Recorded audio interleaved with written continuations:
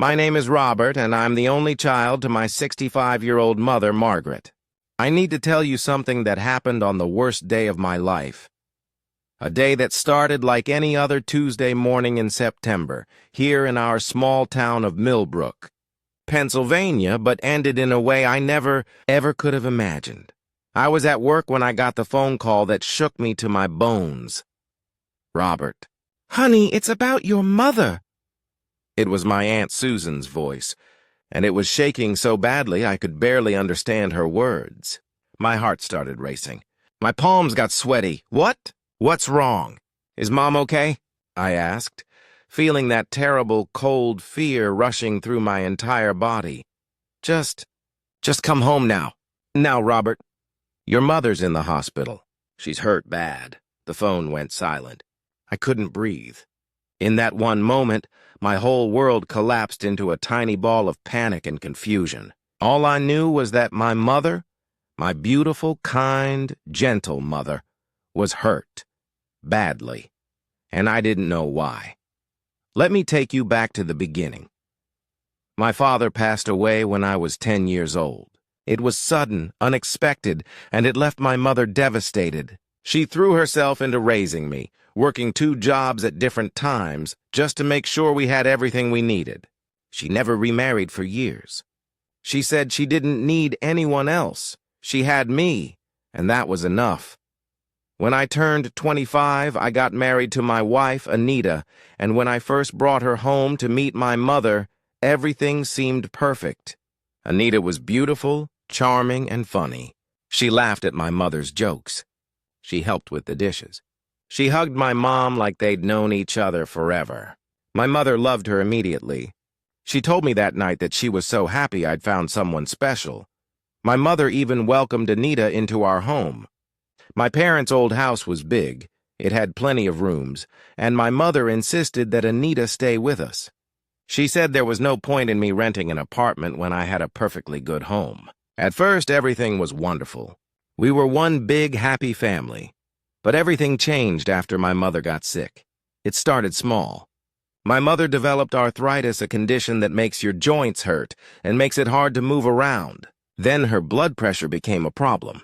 Then she started having trouble sleeping. Before long, my mother went from being the strong, independent woman who'd raised me all by herself to someone who needed help getting out of bed in the morning.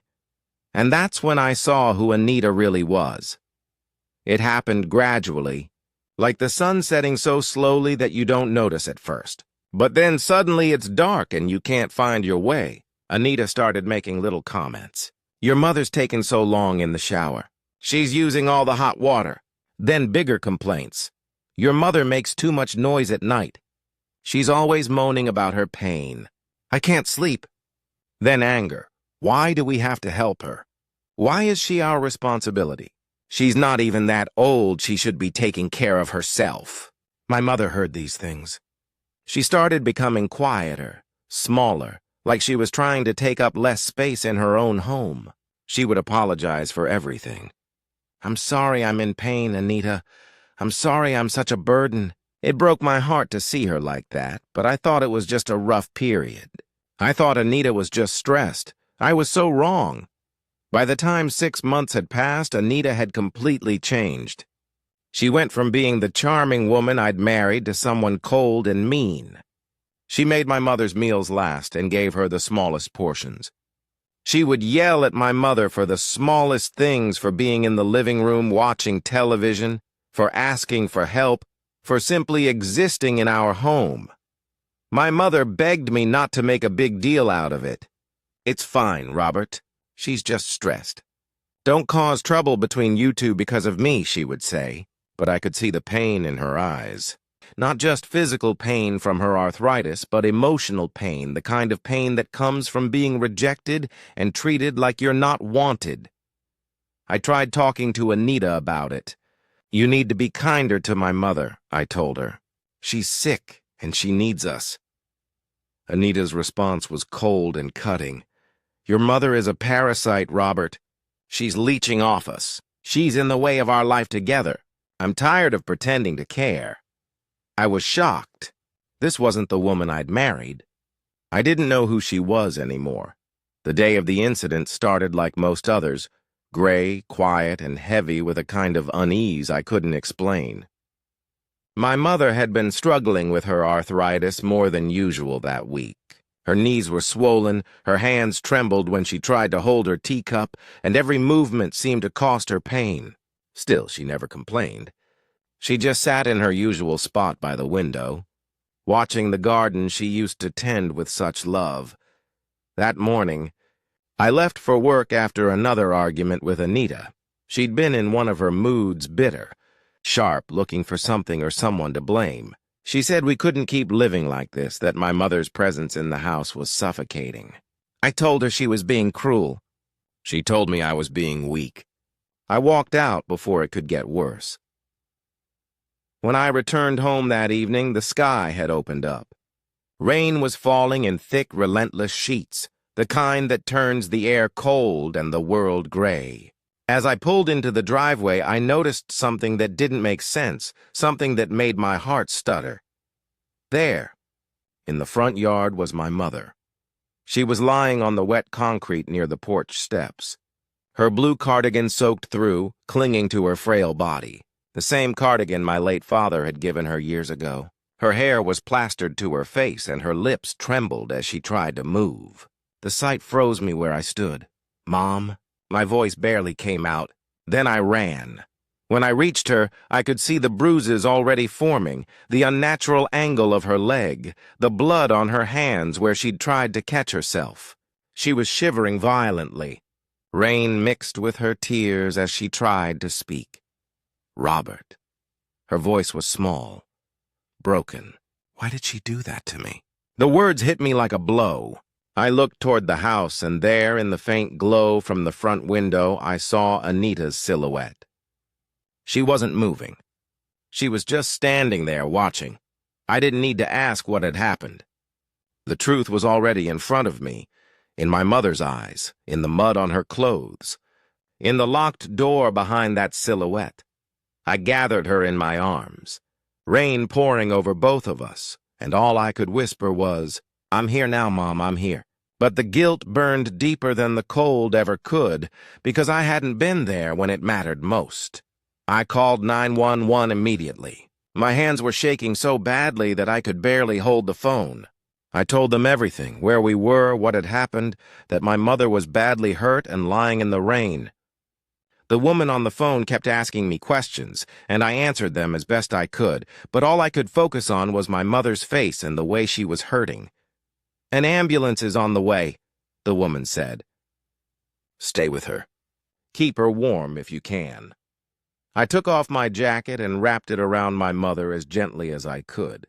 I held her hand, being careful not to touch her injured leg. The rain kept falling, and we just stayed there together on that cold, wet ground while we waited for help. "I'm sorry, baby," my mother whispered. "I'm sorry I'm such a burden. I'm sorry I made her angry, and that's when something inside me broke completely. I started crying, really crying. Not just tears, but deep, body-shaking sobs. Because my mother was lying there, hurt and broken, and she was apologizing to me. She wasn't blaming Anita. She wasn't angry at the situation. She was worried about being a burden. That's the kind of person my mother was. Even when she was suffering, she was thinking about other people. "Mom, this is not your fault," I said, my voice shaking. "This is not your fault. Do you hear me? None of this is your fault." The ambulance arrived about 10 minutes later, though it felt like hours. 2 paramedics ran toward us with a stretcher, and they moved so quickly and so professionally. They checked my mother over, asking her questions, making sure her head and neck were okay before they moved her. They put a collar around her neck to keep it stable. They treated her scraped hands. They were so kind and so gentle, and I was grateful to them in a way I couldn't even put into words. As they were loading my mother into the ambulance, I suddenly remembered Anita. I turned around to look at the house. Anita was standing in the front window, watching everything unfold. She had her arms crossed over her chest, and there was no expression on her face. No concern, no regret. No emotion at all. She just stood there, watching my mother being taken away in an ambulance because of what she had done. I felt a rage inside me that I'd never felt before. It was hot and burning and all-consuming. This woman I had married, the woman I had promised to spend my life with, had just pushed my mother down in the rain. And she didn't even look sorry. One of the paramedics noticed me looking at the house. "Is that someone from your family?" he asked. "That's my wife," I said, and even saying those words made me feel sick. The paramedic's expression changed. He looked at Anita for a long moment, then back at my mother, and I could see that he understood. He knew what had happened. He'd probably seen this kind of thing before. Someone hurt by someone they were supposed to be able to trust. "You coming in the ambulance?" he asked me. "Yes," I said. I rode with my mother to Mercy General Hospital in the city. The whole drive there, I held her hand. She drifted in and out of consciousness, and I kept talking to her, telling her that everything was going to be okay, that she was going to be fine, that I was there with her. But I was lying, and I knew I was lying, because nothing was going to be okay. Everything had changed. My marriage was over. I knew that in that moment, sitting in the ambulance with my mother. My life as I knew it was finished. But more importantly, my mother's safety, her peace, her ability to live in that house without fear. All of that was gone. At the hospital, they ran tests on my mother. X-rays showed that her left leg was broken, a bad fracture above the knee that would require surgery. Her right wrist was also broken. She had a concussion. She had bruises all over her body. The doctor told me that for a woman her age, a fall like that could have been fatal. She was incredibly lucky. Lucky. That word felt wrong to me. A social worker came to talk to me while my mother was being prepared for surgery. Her name was Ms. Chen, and she was very kind, but also very serious.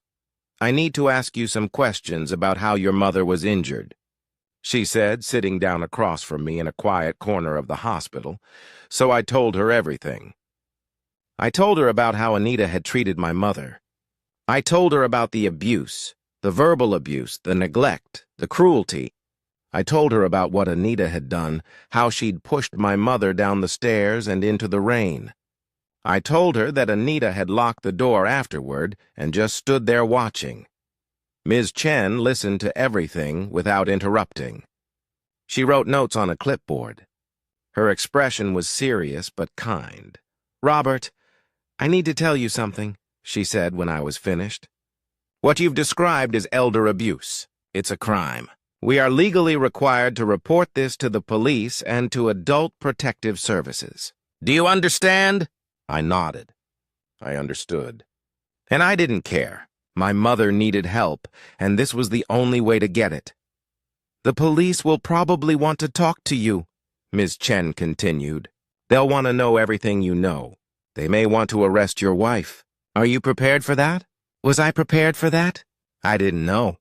But I knew I had to do the right thing no matter how hard it was. "Yes," I said. "I'm prepared," Ms. Chen leaned forward. "I also want you to know that we can help your mother. There are programs, services, care facilities if she needs them. She doesn't have to go back to that house if she doesn't feel safe there. She can stay somewhere else while she recovers." Those words were like a lifeline. My mother didn't have to go back to Anita. She didn't have to live in fear anymore. But then I realized something else, something that made my heart sink all over again. The police would need to talk to Anita. The police would probably go to the house, and Anita was going to lie. She was going to deny everything. She was going to make it sound like my mother had just fallen, like it was an accident. Unless I had proof. I suddenly remembered something. Our house had a security camera. It was in the living room. I'd installed it a year ago because we'd had some break-ins in the neighborhood, and I wanted to keep an eye on things when I was at work. That camera recorded everything. It would have recorded exactly what happened. My hands started shaking again. That video was evidence. That video was the truth. But the video was on a system inside the house, and Anita was inside that house. And she was probably figuring out right now that the camera had recorded everything. I suddenly stood up. "I have to go," I said to Ms. Chen. "I have to go home." "Robert, I don't think that's a good idea," Ms. Chen said. "The police?" But I didn't wait to hear the rest. I ran out of the hospital and got in my car. I drove home so fast that I probably broke about 10 traffic laws. My mind was racing. Was Anita still going to be there? What was she doing right now? Was she deleting the video? Was she packing her things and running away? When I pulled into the driveway of my house, I saw something that made my blood run cold. Anita's car was gone. The house was locked, and all the lights were off. I rang the doorbell and knocked on the door, but there was no answer. I ran around to the back and tried the back door, but it was locked too. I looked in the windows, but the house was dark and empty, and that's when I realized the most terrible thing of all. Anita had run away. But before she left, I was almost certain she'd deleted that video footage. The evidence of what she'd done was gone. My mother was in a hospital bed, broken and hurt. Anita was gone, and I had no proof of what she'd done.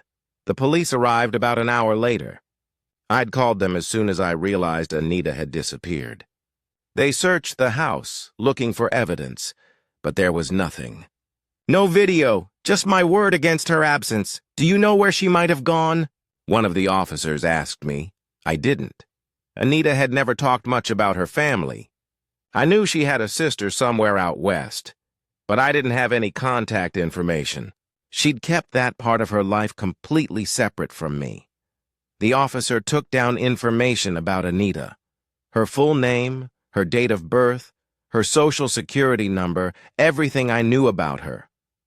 They told me they would put out a notice for her, that they would try to find her, but without evidence of what happened and without Anita there to question, their hands were tied. "For now," the officer said, "we'll be treating this as a fall. But if we can locate your wife and she makes a statement, or if new evidence comes to light, we can reopen the investigation." I felt the last bit of hope drain out of me. Without that video, without Anita there to confess or deny, nobody could prove what had really happened. Nobody could prove that it wasn't an accident. My mother had been pushed down in the rain by a woman she'd welcomed into our home. And there was nothing I could do about it, or was there? That night, I sat in the hospital waiting room, unable to sleep, unable to stop thinking about Anita. She was out there somewhere. She'd hurt my mother and then just disappeared, just like that. Like what she'd done didn't matter. Like my mother's pain didn't matter. But then, around 3 in the morning, my phone rang. It was an unknown number. My heart started pounding. I answered. "Hello?" I said, "Robert." It was a woman's voice, but not Anita's. "Robert, this is Detective Sarah Martinez with the Millbrook Police Department. I need to talk to you about your wife, Anita." My mind started racing. Had they found her? Did they have new information? "What is it?" I asked, my voice shaking. "Robert, we found your wife," the detective said. "But I'm afraid I have some news that's going to surprise you. Can you come down to the police station right now?" "Why?" I asked. "What's happened?" There was a long pause on the other end of the line. When the detective spoke again, her voice was very careful, very controlled. "Robert, your wife Anita isn't who you think she is. There's something you need to know about her. Something significant. Can you come down here now?" My whole world started spinning. What was the detective talking about?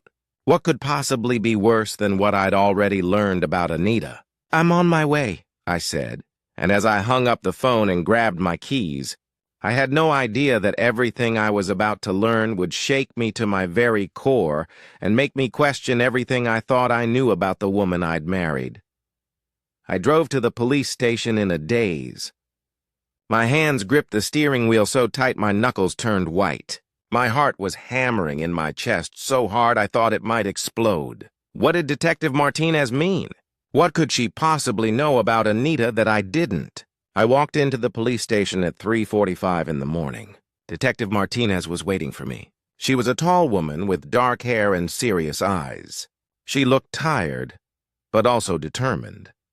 Like she had something important to tell me and she wasn't going to waste any time doing it. "Robert, thank you for coming down," she said, gesturing for me to follow her into a small office. We sat down across from each other at a metal desk. "I'm going to be direct with you because I think you deserve the truth." I nodded, barely able to breathe. My mind was racing with possibilities. Did Anita have a criminal record? Was she running from the law? Had she hurt someone else before? "We found your wife," Detective Martinez said. "She tried to board a bus to Cleveland about 2 hours ago using a fake ID. Our officers stopped her at the station. Relief and terror flooded through me at the same time. They'd caught her. But fake ID? What was going on? Her real name isn't Anita Summers," the detective continued. "That's what she's been using with you. But that's not her actual identity. Her real name is Patricia Hoffman. 3 years ago, she was arrested in Ohio for elder abuse.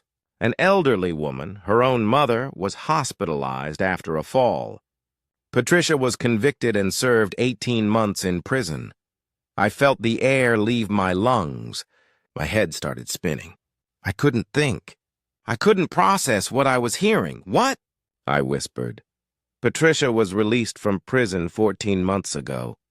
She was supposed to be on probation, but she disappeared. She changed her appearance, took a fake name, and basically vanished. We've been looking for her. When your mother was admitted to the hospital, the social worker filed a report. I ran the name Anita Summers through our system just as a precaution, and nothing came up. But then I had a hunch and ran some facial recognition software on her driver's license photo. It matched Patricia Hoffman's mugshot from her arrest in Ohio. I felt sick, physically sick. I stood up and walked to the trash can in the corner of the office and threw up. Detective Martinez handed me tissues without saying anything.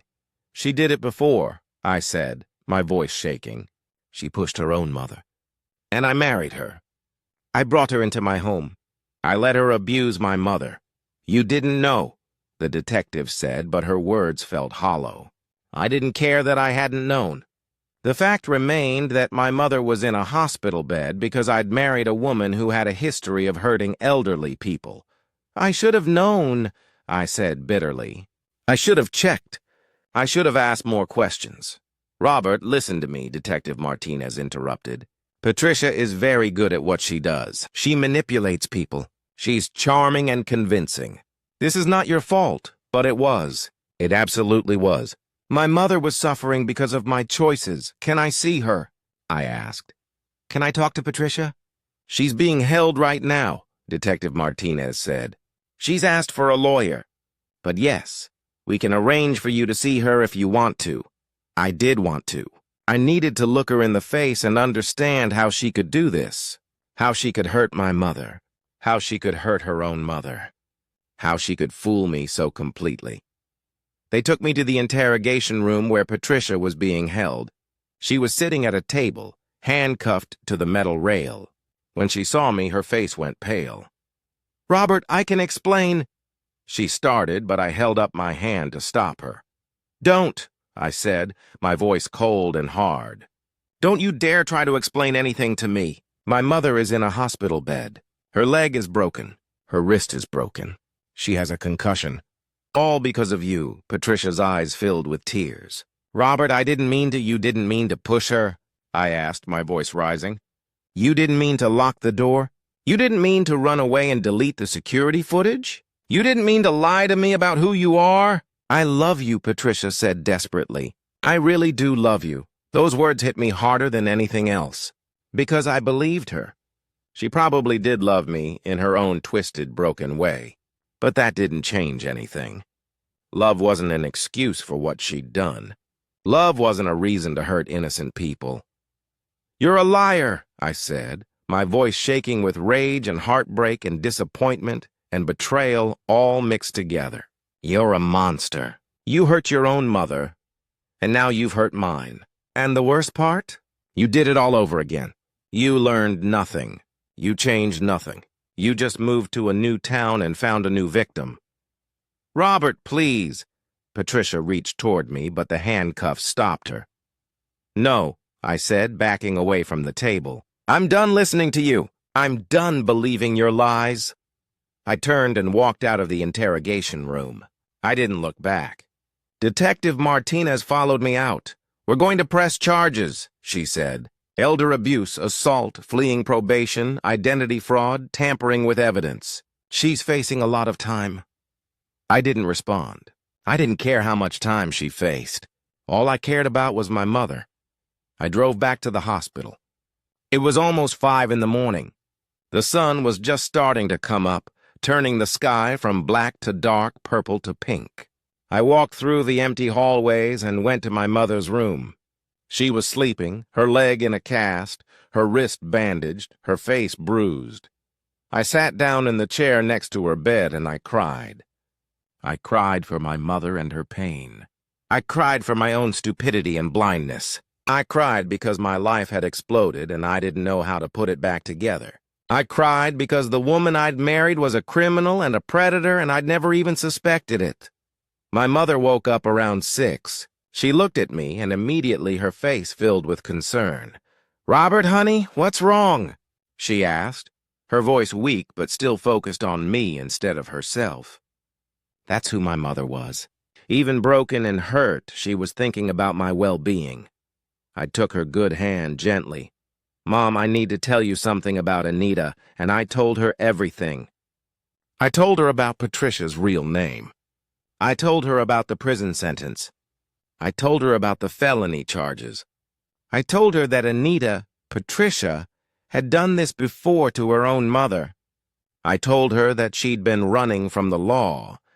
My mother listened to all of it without interrupting.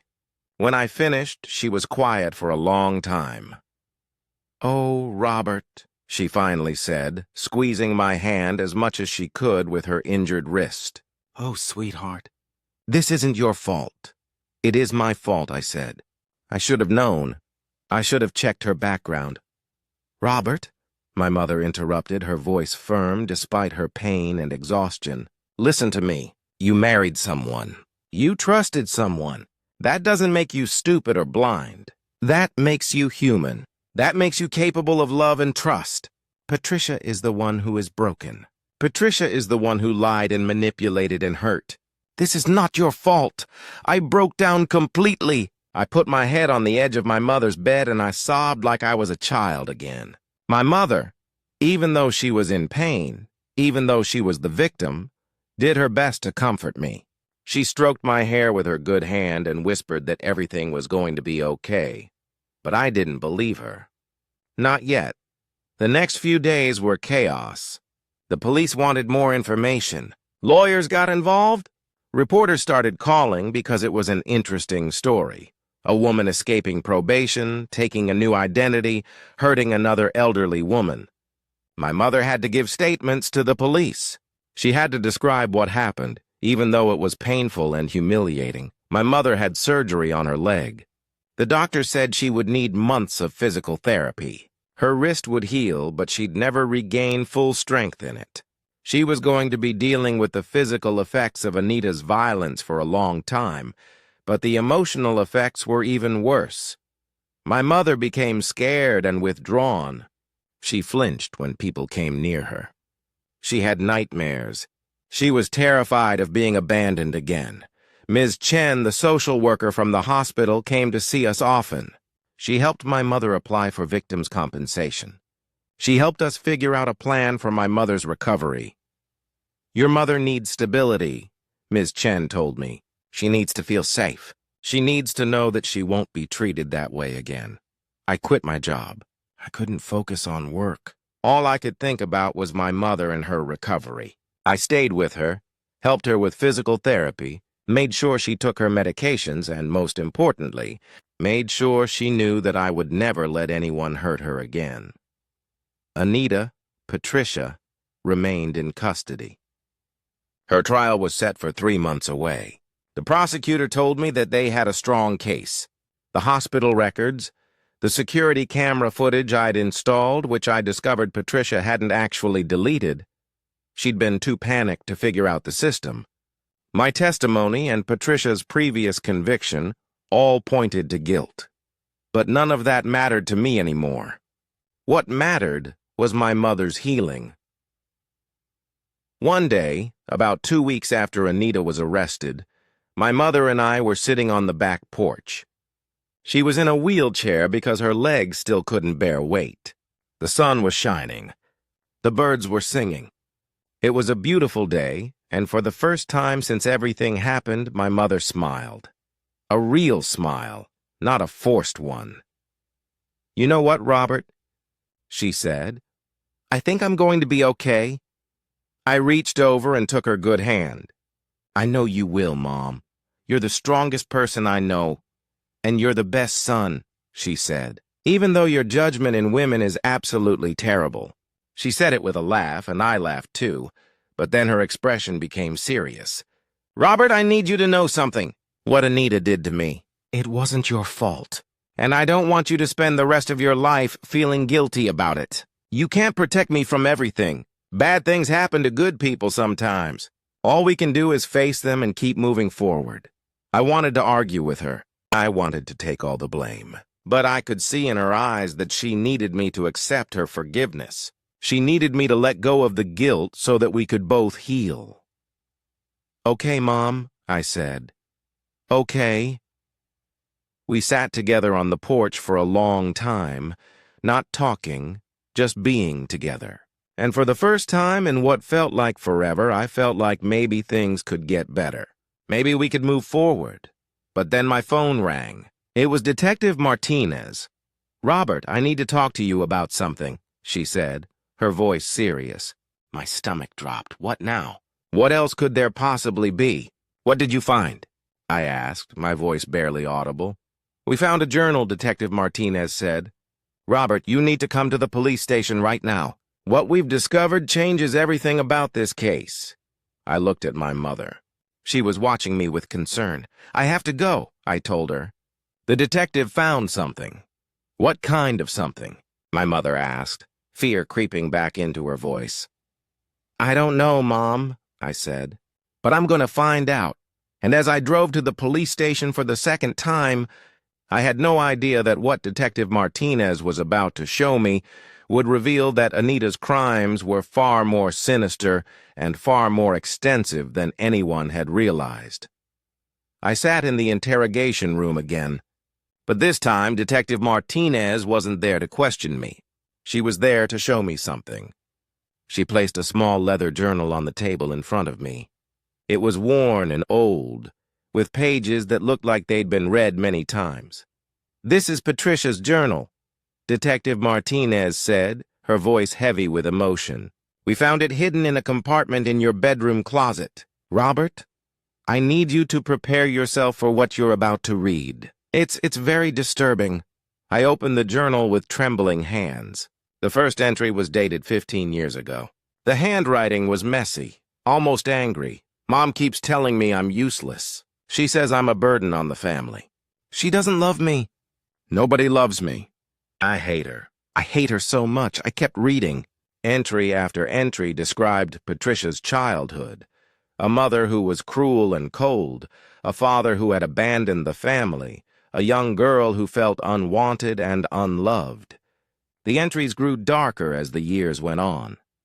I'm 19 now. Mom threw me out of the house today. She said I was ruining her life. I have nowhere to go. I hate her for what she's done to me. Then, years later, another entry made my blood run cold. Mom broke her hip today. She fell down the stairs. She keeps saying it was an accident, but nobody believes her. I told the doctors that she'd been drinking. The doctors think she was drunk and fell. I'm moving into her house to take care of her, but really I'm here to punish her. She made my life miserable. Now it's my turn to make hers miserable. I'm going to make her pay for every day she was cruel to me. I felt sick. This wasn't just a moment of anger or a bad decision. This was premeditated. This was a woman who had planned to hurt her own mother as revenge for past pain. "Keep reading," Detective Martinez said quietly. I turned the pages. There were detailed descriptions of how Patricia had neglected her mother's medications, how she'd starved her, how she'd isolated her from friends and family.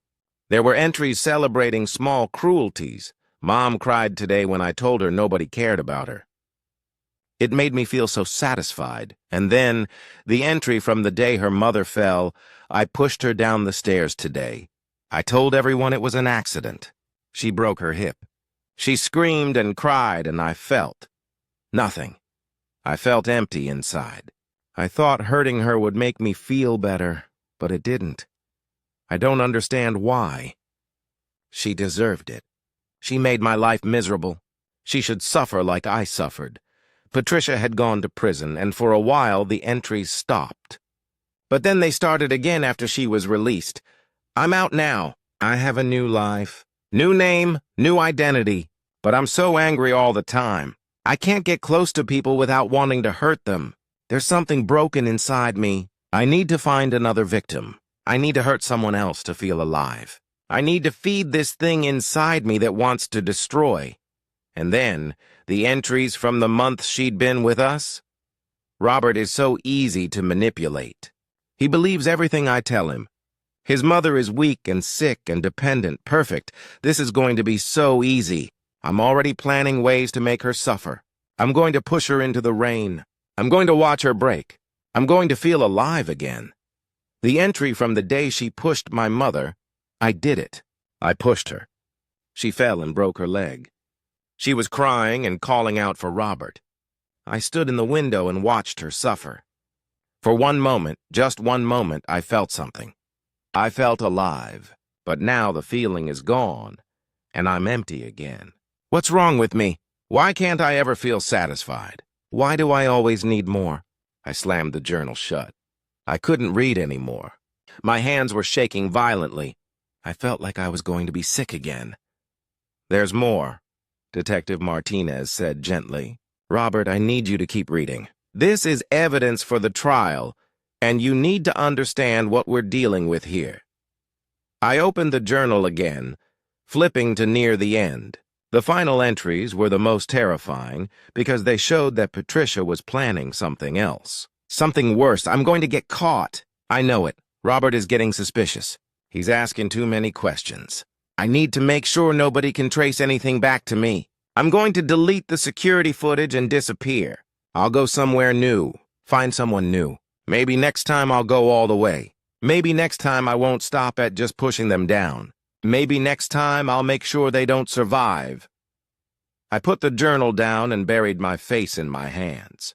I was shaking uncontrollably. My mother could have died. If she'd hit her head at a slightly different angle, if she'd landed differently, she could have died. And Patricia was already planning to do it again to someone else. Patricia is a serial predator, Detective Martinez said, her voice firm and angry. She's what we call a sadist, someone who gets pleasure from hurting others. We've been investigating her background, and we believe she may have been involved in other incidents over the years. There's a woman in Ohio who fell down the stairs in 2008. There's another woman in Michigan who was injured in a fall in 2012. We're looking into those cases now. How many? I asked, my voice hollow. How many people has she hurt? We don't know yet, Detective Martinez said. But we're going to find out. And thanks to that journal and your security footage, we have enough evidence to put her away for a very long time. I left the police station feeling broken. I drove to the hospital and went straight to my mother's room. She took one look at my face and knew something was terribly wrong. Robert, what happened? What did they find? She asked, fear creeping into her voice. I sat down next to her bed. I didn't know how to tell her. I didn't know how to explain that the woman who had pushed her down in the rain was a serial predator who had hurt multiple people over many years. I didn't know how to tell her that she could have died. Mom, I said, taking her good hand, the detectives found Patricia's journal. She planned to hurt you. It wasn't a moment of anger or a bad decision. She came into our lives with the intention of hurting you. My mother's face went very pale. What? And there are other victims, I continued. Other elderly women she's hurt over the years. She kept records of it all in her journal. The detectives think she's hurt at least 3 other people that they know of. My mother started crying silently. The tears ran down her face, but she didn't make any sound. It was like her body knew how to cry, but her voice had given up. "I'm so sorry, Mom," I said, and I started crying too. "I'm so sorry I brought her into our lives. I'm so sorry I didn't protect you." "Robert," my mother said, her voice breaking, "you couldn't have known. You couldn't have seen this coming, but I should have.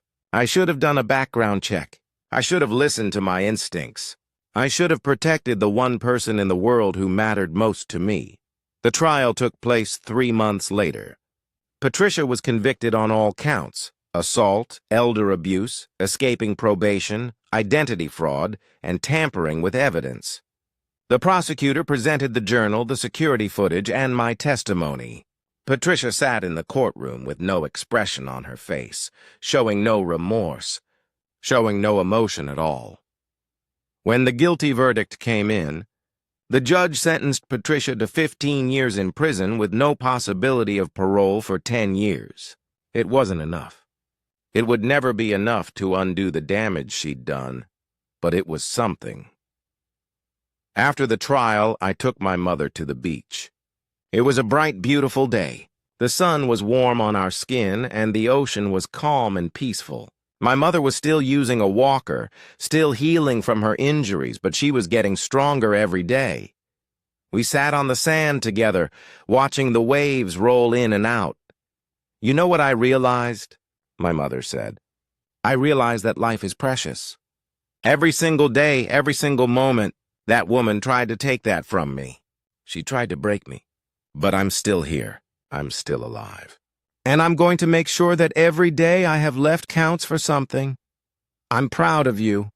"Mom," I said, and I meant it with every fiber of my being.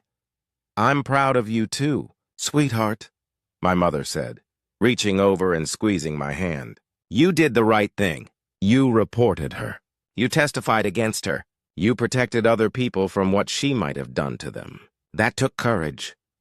Over the next year, my mother continued to recover. Her leg healed. Her wrist healed. The bruises faded. But the emotional scars took much longer to heal. She went to therapy. She had good days and bad days. Some days she was afraid. Some days she was angry. Some days she was just sad.